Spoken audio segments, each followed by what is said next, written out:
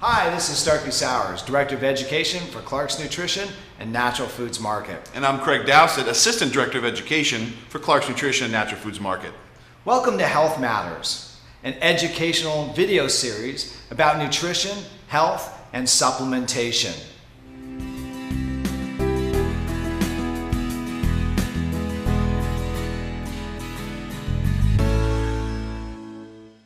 Hi, welcome to another edition of Health Matters. Today we're going to be talking about diabetes. Dude, diabetes, I mean, that's crazy. I mean, you know, who would have thought 20, 30 years ago the concept of diabetes would be like it is today? It's something that is growing absolutely out of control almost, but we got those baby boomers to kind of think and blame for that. Oh, so. Think and blame. So, dude, let me ask you this. What's the cutoff year for a baby boomer? What, probably 1952? No, dude, it's 1960, and that's me. So I'm the baby boomer, the end of the baby boomer. Now, you're Gen X, is that correct? So, Gen X. Gen X. All right. So, bro, I'm going to ask you this. I mean, my thoughts are, you know, we talk about diabetes, and I think there's a little bit more clarity than what there was like 20 years ago. But when it comes to it, there's different types of diabetes. Give us a little information about that. Well, you have type 1 diabetes, what we call insulin-dependent diabetes mellitus. As the word would say, insulin dependent. Usually born with it or occurs very, very shortly after birth, and that's controlled with what you see, those little insulin pumps and a daily regimen of having to take insulin. That's something that's pretty sad, but luckily that's a very small portion or proportion of the whole amount of people who have diabetes. That's only about 5 to 10%. Well, lucky but kind of unlucky too, Both. Because the other diabetes 2 is growing like crazy. So what's diabetes 2? That's type 2. That's non-insulin dependent diabetes mellitus, and what happens, that usually occurs a little bit later on in life. We're seeing it a lot earlier in life, to be honest, so they want to take the word adult onset. Because it used to be called adult onset, and that's changed, hasn't it? It's changing. You're seeing it as little as 14 years old in some cases, and so when we talk about physical activity and keeping your heart healthy and eating all those great foods, it's all connected. So we're seeing all this big connected proof that trying to live right, to eat well, is going to affect a lot of areas. Right. So one of the things, you know, you talked about insulin resistance, okay, and so one of the things that's in this whole area, you know, there's a lot of different factors that are involved. And so when it comes down to it, one of the things, there's a bunch of research that came out of Stanford years ago, and they started looking at insulin resistance, they started looking at waist-hip ratio, they started looking at elevations in triglycerides, they looked at elevation in cholesterol, and they said, you know, here's a term for you, it's called metabolic syndrome. And so, you know, they started looking at this metabolic syndrome, and they said, look, these biomarkers, if they keep going up, you're heading for this diabetes too. And as you were saying though, you know, this is not just prevalent amongst adults and necessarily baby boomers. They've kind of laid the foundation for their kids, you know, so that's not such a positive thing. So let's talk about, I know it can be reversed, and you know, that's a real touchy moment, because usually what happens is people aren't willing to go the expense of reversing it. So if we're going to say, hey, let's improve, so to speak, somebody's condition with diabetes 2, what would be one of the first things you would go after? Well, one of the things that I found useful in looking at diabetes was it's a loaded gun that takes a lifestyle to pull the trigger. So it is. That's why they call that disease. It really takes a lifestyle to pull that trigger, and it takes a lifestyle to kind of take it back. And we're finding that you can actually take it back. One of the first things you want to do is you want to look at what you're eating and start an exercise regimen. I know that's just a big general comment. Yeah, but let's face it, that's the foundation, isn't it? Once we start with what you're eating. Remember, one of the comments before used to be hoof and mouth disease, lack of hoof and too much mouth. Hoof and mouth. So what you're nailing it down. This is, we got to deal with the hoof and we got to deal with the mouth. Problem with type 2 diabetes is they aren't able to take the sugar into those sugar burning cells like a normal person can. Right. So the sugar just tends to kind of circulate throughout. Hold on a second. Sugar burning cells. What cells burn sugar better than other cells? Well, I probably should have said muscle cells, but also fat cells. So you can burn the sugar in your muscle cells, or you can store it in your fat cells. They can't do either. Here's like the techie moment here. So we know that muscle tissue is going to burn sugar real effectively, right? So wait a minute. What if we're not using muscle?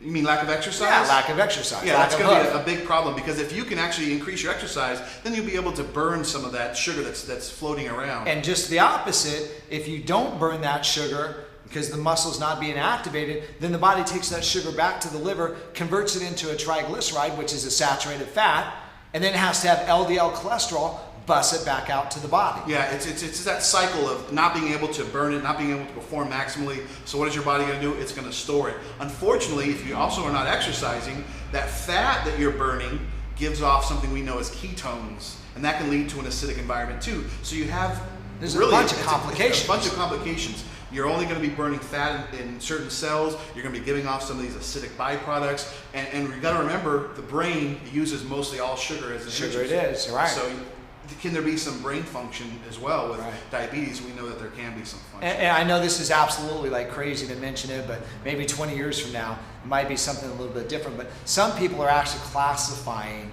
Alzheimer's as diabetes 3 because there's a metabolism issue with glucose. Mind you, that's just speculation at this point, but maybe there we'll see a link in there someday. So absolutely, exercise is a foundation. You got to start using the muscle because muscle is going to burn the sugar and bring it in. So let's kind of focus on that sugar for a moment, because I was reading the other day, the average American consumes about 150 pounds of sugar a year. I mean, dude, that's a lot of sugar. The average teenager consumes 300 pounds of sugar. I mean, let's face it, that's a lot of sugar. So let's talk a little bit about carbs, the right type of carbs and the wrong types of carbs. So give me a little view, a snapshot of the right type of carb. Well, the right type of carb would be something that you can most likely just buy in your produce section or whole grains, as it were. So yeah, you can do whole wheat pastas. You can even do, in some instances, potatoes, depending on how bad it is. But you don't want to be adding a lot of the sour cream and some of the cheeses and some of the other things that can make it worse. So you want to emphasize fresh fruits and vegetables. You want to emphasize whole grains. So it's like rice, oatmeal, got to be on the top of the list. Brown rice, like oatmeal. You can do yams even. Yeah. Dude, you're hitting my favorite foods all over the place. And one great thing about yams and potatoes is, even though they can convert fairly easily as a starch into sugar, you can actually add, maybe just like you do, maybe a good scoop of all natural peanut butter. Yeah, I love doing that to your yams. Or you can actually, on your potato, you can put some organic sour cream, and that protein in the sour cream will kind of slow down. It slows the entry down. So that's a big thing that I've been talking about is glycemic load. Yep. And so in that glycemic load, if you've got fiber in your meal, PGX is probably one of the most popular things that we've been seeing. Dr. Lyons up in Vancouver has been doing all sorts of research with it, using the PGX with each meal. It's got cognac in it. It's got a couple other different special fibers that they've blended together. And so what it does is it allows a slow release of glucose with every meal into the cell. So that way the cells are a little bit more sensitized to glucose and will take it in a little bit more easily, as opposed to backing it up and say, hey, we don't want you. Does that mean that we get to eat a bunch of junk food? No. But at the same time, as a preventative, change in the lifestyle as far as the exercise, change in the diet as far as the eating the right types of foods, adding something like PGX fiber, we can definitely start improving some glucose sensitivity in the cell. Yeah, we're definitely talking about type 2 diabetes predominantly. Right, yeah. One of the great things, not only with PGX, is we talk a little bit about that chromium, that mineral, and its job in kind of going before insulin, right? Kind of to wake up Open the door and wake it up. Hey, listen, insulin's going to come here, and insulin's going to tell you guys, take the sugar in. So if you don't have enough chromium in the diet, and we know that if you're not getting your greens, right? If you're not drinking seawater, we don't. Yeah, well, we're not recommending dude, when was the last time, except for when you went body surfing, but if you're not seawater? If you're not getting your greens, then what's going to happen is you're not going to be getting those trace minerals, chromium predominantly, that's going to help with this cascade to take that sugar in. Right. Once again, if you decide not to take in the greens, but you decide to exercise, that's pretty good too. But run on down to Clark's, get your exercise, buy your chromium. Yeah, run down to Clark's. Run down. That's pretty brutal, bro. What if somebody lives 20 miles away? I guess they'll use all their glucose. Get your friends together, all of you come down and buy your chromium. But yeah, that PGX, the slowing down, that's something very important. Slow down the entry of glucose so you have time to deal with it. Right, so it definitely makes a difference. PGX has definitely been a foundation. Omega-3 fatty acids become very effective here as well. Fish oils, they help to lower those triglyceride levels. Carnitine, very effective. At the same time, very important to have a good multivitamin with antioxidants, vitamin E, vitamin C, selenium, cardiovascular protectant, because one of the things that happens in diabetes is, all of a sudden you're making all this saturated fats. You got to be really careful because, there could be some oxidation, some damage. We know that diabetics 1 and 2 have, incidences or higher incidence of cardiovascular disease. So protection becomes very effective here. So let's talk cinnamon. I mean, one of my favorite things to do, we talked about some foods. I love oatmeal, love eating oatmeal. I like putting some cinnamon on it. Talk to me a little bit about cinnamon. What are your thoughts on cinnamon? Well, cinnamon is a compound that's been around, at least on the spice trail, for a couple thousand years. Right. And to be honest, to use cinnamon, it's one of those things that can also help sensitize the entry of sugar into blood cells. Right. That's very Glucose important. is the right technical term. It is the right technical term. But we're trying to be not too technical. But sugar right? into the cells. I mean, it's all about getting sugar into your cells. Once we get it in there, we can let that muscle cell do its magic on that sugar. But we've got to get it in there. That's why cinnamon can be so important.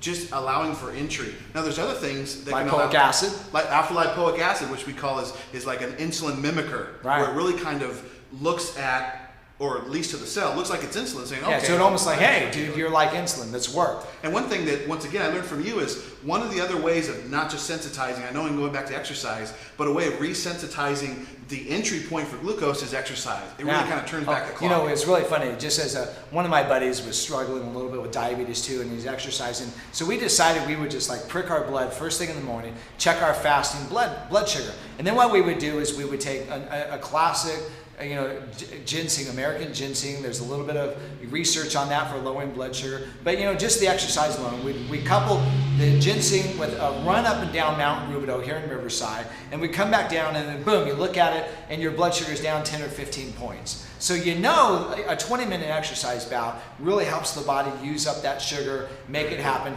Very foundational core situation for that. All right, so antioxidants, protection, some cinnamon, some PGX, some alpha lipoic acid.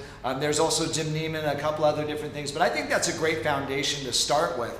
No question at mine. Very important. One of the things also about glucose is we understand that it needs special transporters for muscles. But unfortunately, it doesn't need special transporters to get into the eyes. And what happens is in the eyes, it converts into something you might have heard, sorbitol. And it pulls a lot of water. Glycosylated sugars? It pulls a lot of water into that aqueous environment, and that can cause pressure on the blood vessels. So obviously a lot of diabetics type 2 have a high incidence of blindness. So you really want to watch your blood sugars, or at least your foods, because it's not just, okay, well, I got to cram it into my muscle cells.